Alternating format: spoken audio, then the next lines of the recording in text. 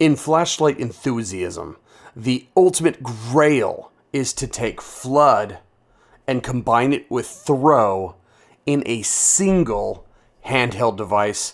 And I got 3 really good ones I'm going to show you today. Welcome back to Shootout. So I've had a bunch of combo lights over the years, and I generally sell them. I've had ones where, you know, you just basically put different optics in them. They're the same emitters, but different optics to get the throw to go. For example, like with the D4 V2, we used to put throw optics on one side, flood optics on the other side, and, you know, like throw emitters and flood emitters. And okay, so then, you know, Hank Wang releases the DM 1.12, which is a light that had a reflector in the middle, or actually a TIR in the middle, and then a series of flood emitters. Well, they've gotten more advanced, and today I've got the 3 best combo lights that I have ever seen. And here they are. It's the Olight Marauder Mini, the Loop Gear SK05, and the Ace Beam Terminator M1. Each of these, I'm going to show you right now. This is a shootout. I'm going to give them grades. I'm going to tell you why I like them, why I don't. But here's the thing. They're all excellent. They're all excellent. If you buy any of these, you're good to go. They're all great lights, and I'm not selling them. I love them. I'm keeping them. But one is the clear winner in my mind. No spoilers yet, but one is, I think, way better than the other 2. Now, I'm talking overall for a variety of uses. You could say, okay, which one has the absolute most, you know, throw? And then that would probably go to the LEP in this group. But that's not how I'm doing this. I've got a chart here. Let me go ahead and show you. There you go. So you can see I got a table. I got the Olight Marauder Mini up there. I got the Ace Beam and the Loop Gear. You see that we're going to have these categories for flood, throw, the user interface, ergonomics, price, size, and weight. And then I'll do some fancy kind of math at the end just to kind of make it easy to see which one's the clear winner. All right. So we're going to start in the lab here in the studio and just talk about what I've used these extensively, okay? And I'm not going to go through a bunch of tests. Occasionally I might throw a test in just for fun, but I mean, this video would be 2 hours long if I did 3 lights in depth on camera. So I've already done them. It's in my head. I've got the information recorded down. I'm going to report out. And at the end of the video, we're going to do a real world test because after all, seeing is believing. Just go outside and look. Okay, let's talk about flood first. The clear winner in my mind is the SK05 because of the fact that it is high CRI and it has the most lumens. Now, hang on. I want to tell you, I did something that matters to me, and I hope you agree. All the batteries here are at 3.8 volts, and right in the middle of the charge, right about 50%.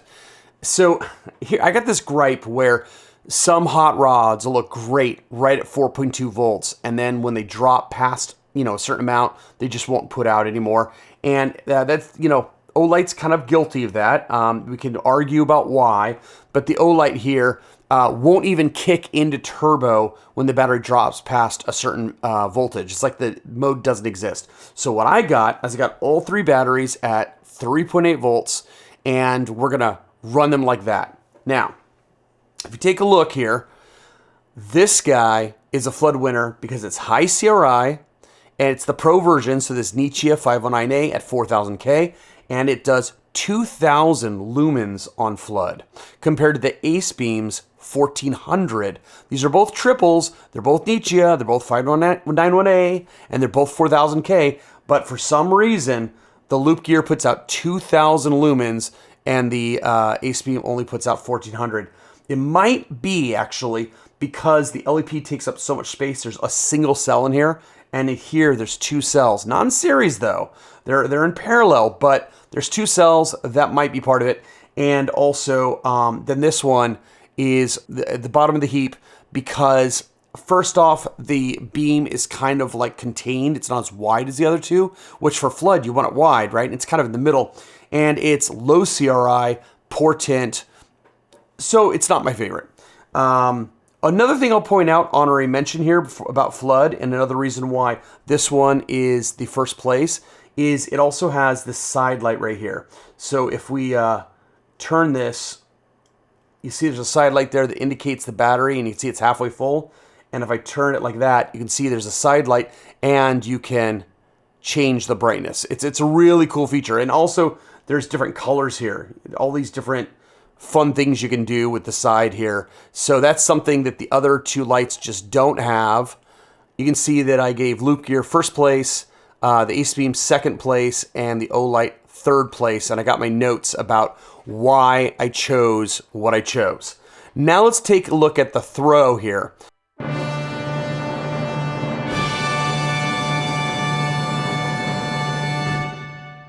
The Ace Beam Terminator was clearly first place because it's 1,600 meters throw, and there's no spill because it's an LEP. So when you go outside, I'm going to give you a little caveat there. So for some people that's a deal breaker, and if you need some spill because you want situational awareness to be able to locate something within that beam, then I would go with Olight here at 600 meters and a really nice defined throwy hotspot. Now, Loop Gear, I put in third place on the throw because it's just a single SFT20 emitter. But, you know, let's be at 400 meters, by the way. But here's the thing. It's really throwy. It's really great. They're all great throwers. So putting it in third place, you know, look outside. You'll see. It's really good. But it's clearly the weakest one of the three. Really nice and defined, though, because of that round SFT emitter. Let me get this on camera here. There you go. You can see it in there right there. There's a round emitter die. Makes it really great and defined. All right, now let's talk about the UI.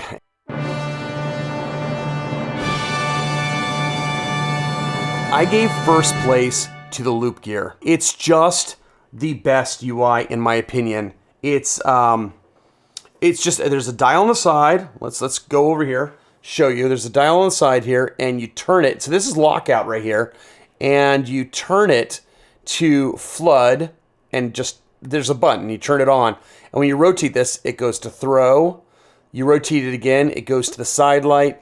You rotate back over here, it just turns off. You don't even have to hit the button.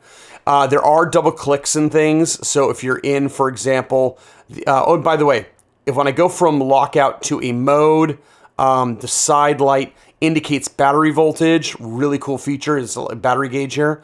And then you push it to turn it on and turn it off that way. So you can leave it ready to go on a certain mode. And then, of course, you know, if you're like, for example, on the throw here, and I click it on, if I double click, you can see that goes to turbo instantly. So it's a very easy to use interface. And one other thing I like about it very much, it puts it ahead of this one, because spoiler alert, that one was the worst of the three. The Ace Beam interface has just terrible button placement. I usually don't say bad things about products unless they're really bad. And I got to be honest, the button placement is so bad.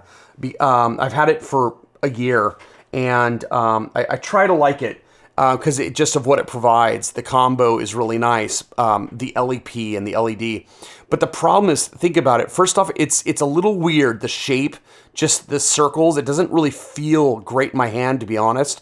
And also, you know, it's like you want the buttons up here where my thumb is. You want them up here to press, and they're down here where, like, this is where the handle is, you know? It's like where my palm should be. It's like that just doesn't... So I end up holding it out here like this. It's kind of heavy, and then reaching over with my thumb. I mean, I guess first world problems, but I'm telling you, compared to the other two, it's just uncomfortable, and I don't like it. Also, I'm always confused between, like, the switch and the power on and the modes. I know it's not super complicated, but for some reason, it just doesn't stick in my head. Whereas I picked something like this up and I got it instantly. So again, that's the worst of the three in my opinion. And then the Marauder has a very nice interface. It's got a rotary dial here. It's got haptics. You know, it's got battery and output. Oh, sorry, battery over here, output over here, and flood and throw switch. So it has dedicated knobs and indicators. It's very easy to understand. the flood is back towards the back like you'd think. The throw is towards like you're throwing. So again, good interface. The only thing I dislike about it is that it has this auto lockout feature where when you turn it off after like, I don't know, 5, maybe 10 seconds, it locks out. And then you have to roll this again to unlock it before you turn it on. Again, sounds like a first world problem, but here's the thing. It's not how far you roll it. It's like the amount of time you spent rolling it. So you go whoop, real fast to hit because you want it on. So you rip and then hit it, and it doesn't turn on. And then you gotta go, oh, go right, slower, and then you roll it. And it's just, I don't know. It bugs me. It always does. It always bugs me. So there you go. Let's go back to the scoreboard. Let's do ergonomics now. The best one is the loop gear. It's so good. It doesn't even feel like a combo light. In my hand, it's just svelte. It feels like a side-by-side, but your fingers go right where these cutouts are. This is up here where my thumb is. Like I wanted the controls to be up here on the Ace Beam. It's actually up here. It feels great. I don't know how to explain it, but it feels really good. It's balanced. It's weighted. Second, favorite was this one. It's got the grip on the side here. It feels like a traditional flashlight. It's a bit heavy, bit big, but feels good. And I have nothing really bad to say about it. It has these bumps here that prevent it from rolling too much. You can see that it just kind of stays. That's cool. The Ace Beam Terminator M1, I already talked about this. It's just lumpy. It's kind of weird.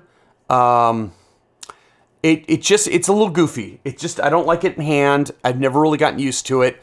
So it's definitely third place for me. Unnatural to hold is what I put. All right, now let's go for price. And now these prices, the thing about prices is that sometimes there's like the listed price and there's the sale price. So I put the sale price in the parentheses. You can see that the Olight Marauder Mini is normally $140 light. The loop gear is normally like $150. I consider that a wash, especially when you consider that the sale price are both $119. So I gave them both first place. Then the M1 is nearly a $300 light. So it's almost twice the price of the other two. It is on sale right now, Black Friday, for about $200, but still that's almost double what the other two are. Now I understand that LEPs are expensive technology. I get that. So I'm not faulting Ace Beam, but LEPs are kind of fun, but they're kind of toys in a way.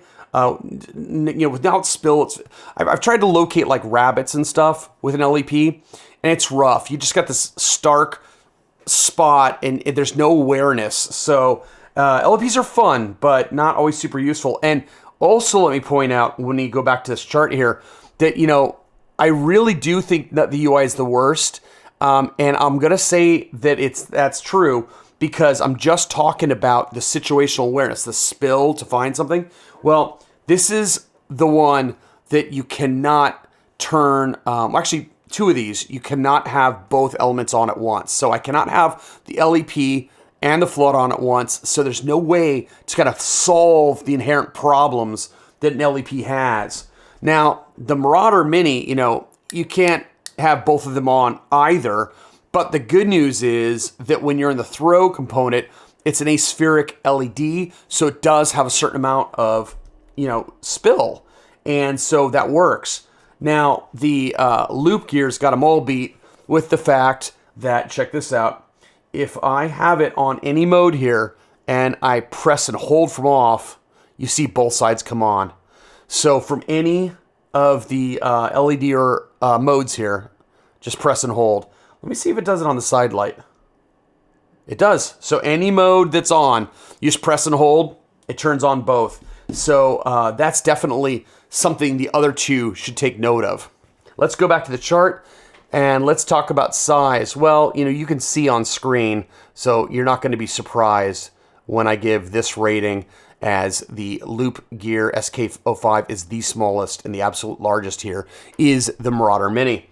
But now wait, weight is interesting. Okay, you might have ideas of what you think is going on with the weight here. I mean, it's going to be like the same thing as the size, right?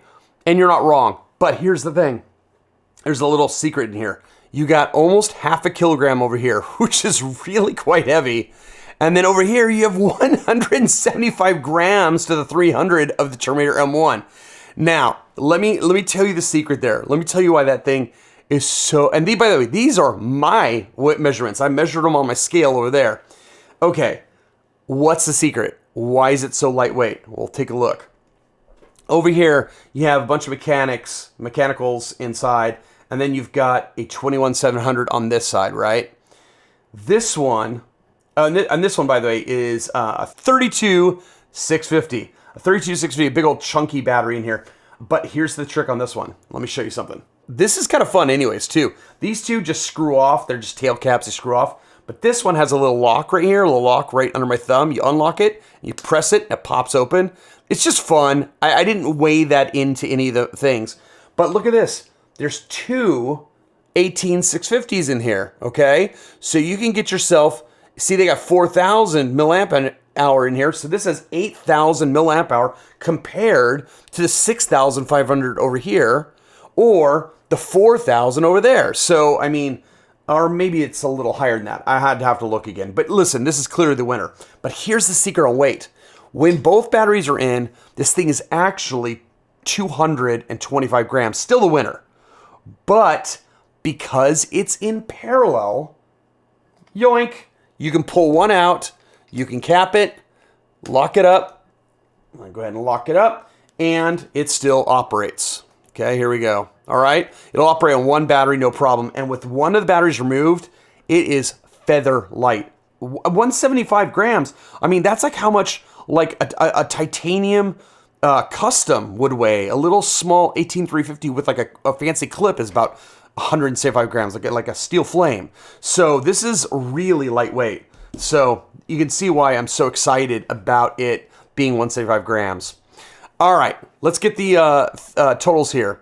Now, what I did in the first one here, this out of 3 stars, what I did is anytime it was first place, I gave it 3 stars. Anytime it was second place, I gave it 2 stars. And every time it was third place, I give it a star.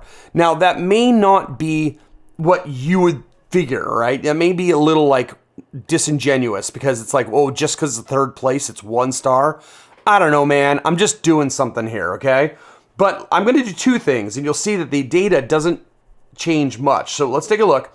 So over here, if you follow my logic on that, what we got is an average of 1.7 here, an average of 1.7 here, and then 2.7 for the loop gear. So these two are about the same. And then this one's way ahead. And you know what? That's exactly how I feel about it. That's exactly, so, I mean, so that worked. That worked. Now, you might say, okay, well, listen, man, third place, 1 star, that's not fair. Okay, so what I did was to avoid that problem, I did it like a GPA, all right? I said, listen, let's say this is graded on a curve, okay? So the person that gets the most right gets an A. The person that gets the second most right gets a B. And the third person that gets the third most right gets a C. Now, a C is not an F, okay? A C is a C. So hopefully that will solve the problem. So I did that, and I considered first place a 4.0 and last place or third place a 2.0. And look at that. Okay, 3.7 for the loop gear. Then the Terminator M1 is 2.7, and the Olight Marauder Mini was 2.5. Do I agree with that? Does it feel like the Terminator is a little bit better than the Marauder Mini? I do. I do agree with that. I mean, because, again, you're talking about flood and throw, and this has floodier flood than this does, and high CRI, and throwier throw than this does in a smaller, lighter weight package. So the only things that were worse about it was more expensive, and the UI was kind of annoying. But other than that, if I only could pick one of these, I would pick the Terminator M1 over the Marauder Mini. But, I mean, I love the Marauder Mini. There's nothing wrong with it. I'm just saying that this is probably the light I'd pick of the two. So there you go. I hope you enjoy this chart and my reasoning. Now let's go outside and see them. We're outside for Beamshots, and we've got the Olight Marauder Mini on the left. We got the Terminator M1 in the middle, and we've got the SK Loop Gear SK05 on the right. So let's start with the indicators. So here is the indicator outside, quite bright, easy to read. Let's take a look at what the LED power indicator looks like on the Terminator. When you turn it on, it's actually on the side, kind of an odd placement. Again, I would expect it to be up here or up here.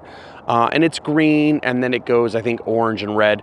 We are at storage charge, which is about 50% of the way empty, and it's still reading green, so it's not a lot of help. It goes yellow and then red eventually. But then the Olight has a great meter, kind of like the Loop Gear, in that when you unlock it, it's going to show the power on one side and how much battery is left on the right, and you can see that it's reading a little over half, even though it's at half. I note that Olight tends to overestimate how much is left, which is kind of, I don't know, it's neither here nor there, it's just what it is.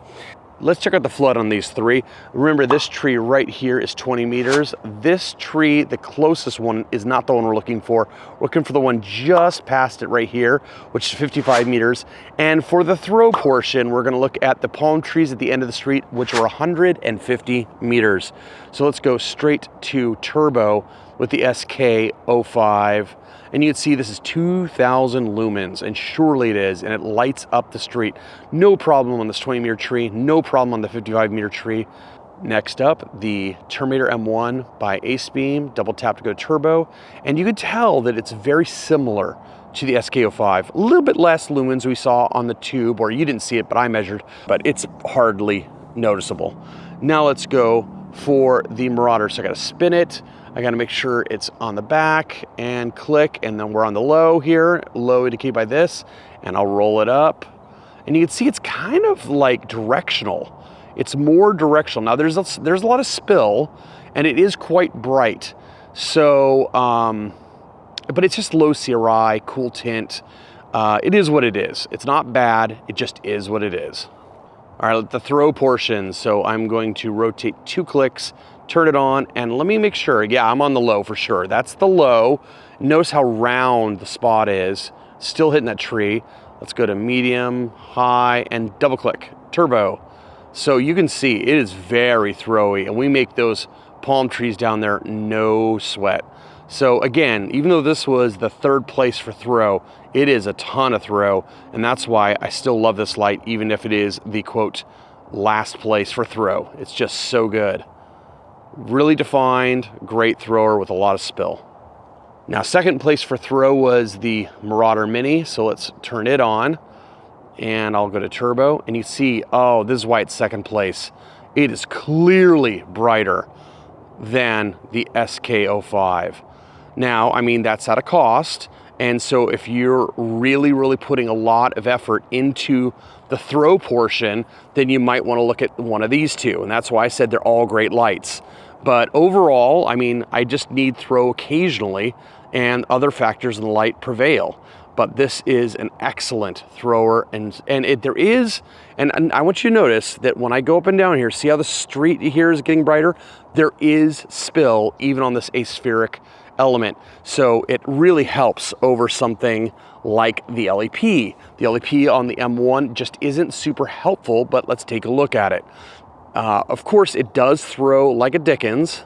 So there you can see it in the air there, and it's focusable. Didn't really mention that before, but here's wide focus, and I will double tap to go to turbo. So the widest, oops, sorry. See, the UI is confusing, like I said. Double tap to turbo, and here it is for turbo on the widest. Now let me go approximately what the Olight was. So the Olight was about like this, and you can see that it really does look similar to what the Olight was producing. So I want to point that out. Let me actually get the Olight out again. Let's take a look. Okay. Notice that these are very similar beams. So, you know, if you want a sizable hotspot, In fact, I think the Olight might be a little brighter at this focus. So again, you know, that 1600 meter LEP figure take it with a grain of salt. That's only when you got it really focused. So let's go ahead and focus it down to a pinpoint. Now, I don't know how useful this is, but it is like a laser for sure. You can see it's super bright, and it is lighting up all those palm trees at the end, no problem. So that's where the 1600 meters comes from, but then there's no spill, and it's just tough to use. All right, here's my conclusion. All three of these lights, they are all great, okay? If anybody buys any of these, they're gonna be happy. It's only when all three are together and side by side that you start thinking, which one do I like better? And I'm telling you right now that this one right here is my favorite of the three. Sure, it doesn't throw as far, but I mean, it's just so much smaller, so much more fun to use. Now, I also want to point out a couple things that didn't really weigh heavily into the grading, but just things that I mentioned, things that I think are important to note. With the Olight, I cannot overstate how annoying the lockout is. It truly is annoying, and anybody that owns one will tell you that it's like something you put up with, but it's just, I wish there was a way to defeat it. It's so annoying how, I mean, the lockout should be like at a minute or 5 minutes. I mean, the fact that it's like 10 seconds is just asinine.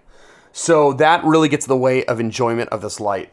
And then another thing I should point out is the only one here that has a true moonlight is the Ace Beam. The Ace Beam, if you turn it on, right, and you press and hold the turn on button, there you go. It's about, well, it's 1 lumen, maybe a 1.2 lumens.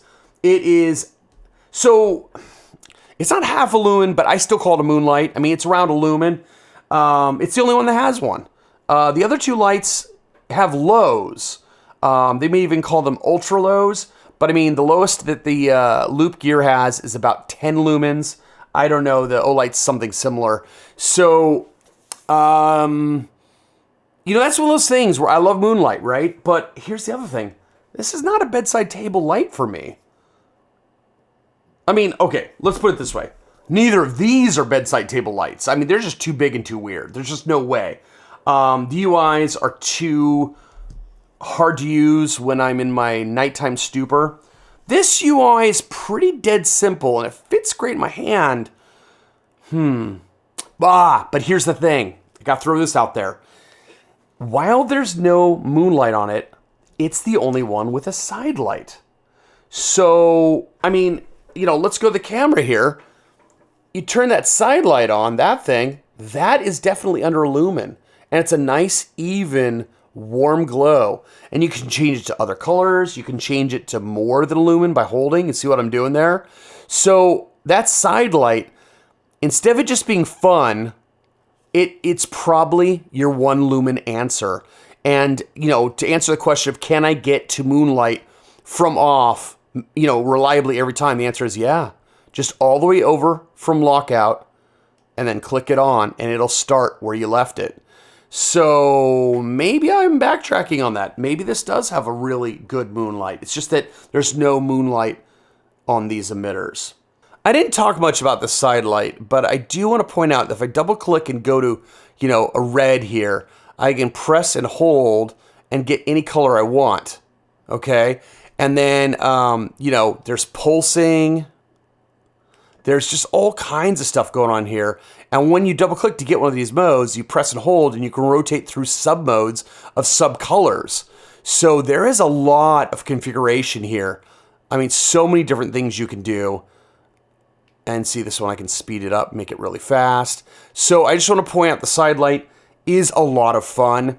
I guess how fun it is probably why I didn't even think that it is your walking to the bathroom moonlight mode you've been looking for. All right, guys. So I hope you enjoyed the Shootout. As I said, you'll be happy with any of the 3 of these lights, but this SK05, which last time I checked, it's going to be delivered in December. So like about, you know, about 2-3 weeks from the time of this video. So get on it if you can. They're not out yet, but, oh, and also this is the Pro version, which has the Nichia, And mine doesn't have a clip because this was a prototype. So there is a clip adapter that you can put on here, and that's neat because the other two don't really have clips. All right, thank you for making it this far through the video. I love that. Be sure to like and subscribe, and I'll see you in the next video.